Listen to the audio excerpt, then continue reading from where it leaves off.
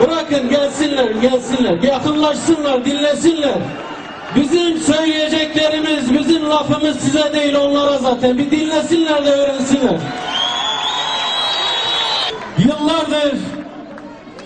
Yıllardır bedeli ağır, zorlu ama onurlu bir mücadeleyi hep birlikte yürütüyoruz.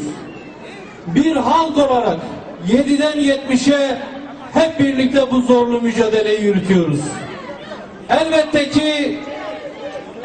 ki ödenen bedeller, çekilen acılar küçümsenecek, elbette ki azımsanacak değil. Bir halk neredeyse 80 yıldır kendi ana vatanında, Kürt halkı Kürdistan'da diz çöktürülmeye, onursuz bir halk olarak teslim alınmaya çalışılıyor ve neredeyse 80 yıldır bir halk bu dayatılan onursuzluğa karşı direniyor. Bunun bedelleri ağır oldu. Bugün de şu saatlerde bile halen bu halk bunun bedelini ödemeye devam ediyor. Tarih boyunca böyle olmuştur. Kendisine onursuzluk dayatılan hiçbir halk bunu kabul etmemiş, elindeki gücü imkanı neyse isyanını onunla ortaya koymuştur. 80 yıldır Kürt halkı isyandadır. Özgürlüğü için isyandadır.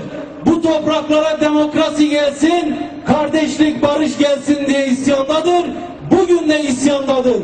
Bugün Ahmet isyandadır. Ahmet ezliyorum diyor, buradayım diyor. Bugün de böyle bir gündür işte. Ben konuşmama başlarken müsaadenizle ayın 19'unda biliyorsunuz yoğun yağmur nedeniyle mitingimizi ertelemiştik. İçişleri Bakanı İdris Naim Şahin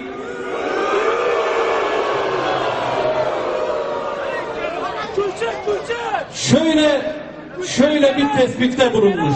Demiş ki BDP Diyarbakır'dan miting yapamaz hale geldi. Mitinge 20 kişi gelince diyor, mitingi yağmur gerekçesiyle, yağmuru bahane ederek iptal ettiler diyor.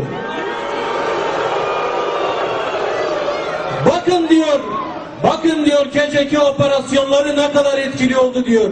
BDP Diyarbakır'da artık miting yapamıyor çok şükür.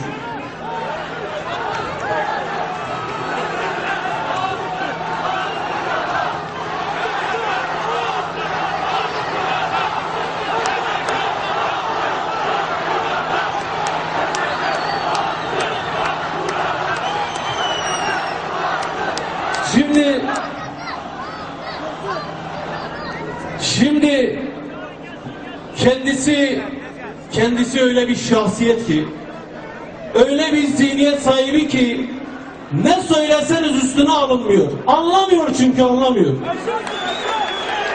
Anlama gibi bir problemi var. Ne söylesek anlamıyor. O nedenle İdris Naim'in memurlarına buradan sesleniyorum. Şu çekimleri kendisine bir gönderin. Fotoğrafları, görüntüleri kendisine bir gönderin.